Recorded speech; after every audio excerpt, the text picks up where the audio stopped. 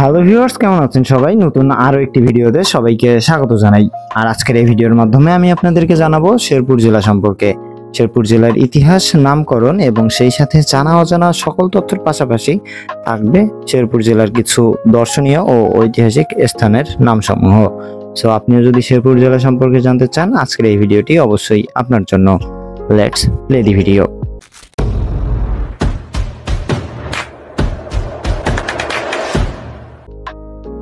শেরপুর অঞ্চল প্রাচীনকালে কামরূপা রাজ্যের অংশ ছিল। মুঘল সম্রাট আকবরের শাসনামলে এই এলাকা দশকাহনিয়া বাজু নামে পরিচিত ছিল। পূর্বে শেরপুর যেতে ব্রহ্মপুত্র নদ খেয়া পাড়ি দিতে হতো। খেয়া পারাপারের জন্য দশকাহন করি নির্ধারিত ছিল বলে এই এলাকার নাম ছিল দশকাহনিয়া। সপ্তদশ শতাব্দীর প্রথম দিকে ভাওয়ালের গাজী ইশাখার বংশধর থেকে দশকাহনিয়া এলাকা দখল করে নেয়। দশকাহনিয়া পরগনা পরবর্তীতে গাজী বংশের শেষ জমিদার শের আলী গাজীর নাম অনুসারে শেরপুর নামে নামকরণ করা হয় বলে জানা যায়। আয়তন ও অবস্থান। শেরপুর জেলার মোট আয়তন 1363.76 বর্গ কিলোমিটার অথবা 526.55 বর্গ মাইল। শেরপুর জেলার উত্তরে রয়েছে ভারতের মেঘালয়, দক্ষিণে রয়েছে ময়মনসিংহ ও জামালপুর জেলা, পূর্বে রয়েছে ময়মনসিংহ জেলা এবং পশ্চিমে রয়েছে জামালপুর জেলা। ডিয়ার ভিউয়ার্স, ভিডিওর মাঝ পর্যায়ে এসে জেনে নেব শেরপুর জেলার কিছু ইউনিক ইনফরমেশন। তবে তার আগে বলতে চাই, আপনি যদি এই চ্যানেলে এখনো নতুন হয়ে থাকেন তাহলে অবশ্যই চ্যানেলটিকে সাবস্ক্রাইব করুন এমনই নিত্য নতুন ভিডিও পেতে হলে। এবং আপনি কোথা থেকে দেখছেন আমাদের এই ভিডিওটি, আপনার জেলার নামটি অবশ্যই আমাদেরকে কমেন্টের মাধ্যমে জানিয়ে দিন। শেরপুর জেলার মোট জনসংখ্যা 15,01,853 জন 2022 সালের আদমশুমারি অনুযায়ী, এবং এই জেলার সাক্ষরতার হার 68.60%।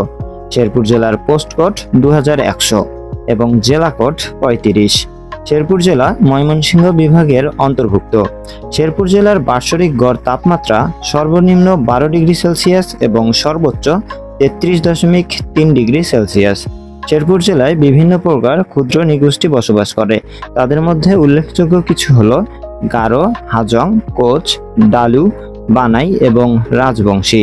এই জেলার অর্থনীতি মূলত কৃষি নির্ভর, তবে কৃষিকাজ ছাড়াও অন্যান্য অনেক কাজ করে এই জেলার মানুষ অর্থনীতিকে সচল রেখেছে। ধর্মীয় প্রতিষ্ঠান। শেরপুর জেলায় 1749টি মসজিদ রয়েছে এবং 58টি মন্দির রয়েছে। এছাড়াও 29টি গির্জা এবং 15টি মাজার রয়েছে।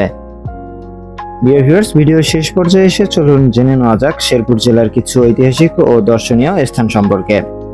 গজনী অবকাশ কেন্দ্র, মধুটিলা ইকো পার্ক, ঘাগরাখান বাড়ি জামে মসজিদ, কাটাখালী ব্রিজ, নয়ানী জমিদার বাড়ির রংমহল। এছাড়াও সাম্প্রতিক সময়ের আরো সুন্দর বেশ কিছু জায়গা রয়েছে যেগুলোতে আপনি গিয়ে ঘুরে আসতে পারেন শেরপুর জেলায়। সো ডিয়ার ভিউয়ার্স, এই ছিল আমাদের আজকের আয়োজন। কেমন লাগলো আমাদের আজকের এই ভিডিও অবশ্যই কমেন্ট করে জানাতে ভুলবেন না। এবং সেই সাথে আপনি যদি বাংলাদেশের সকল জেলা সম্পর্কে এমনই ইনফরমেশনাল ভিডিও পেতে চান তাহলে অবশ্যই আমাদের প্লেলিস্টটি ভিজিট করে আসবেন, যেটির নাম বাংলাদেশের 64 জেলা। কথা হবে অন্য কোনো দিন অন্য কোনো ভিডিওতে।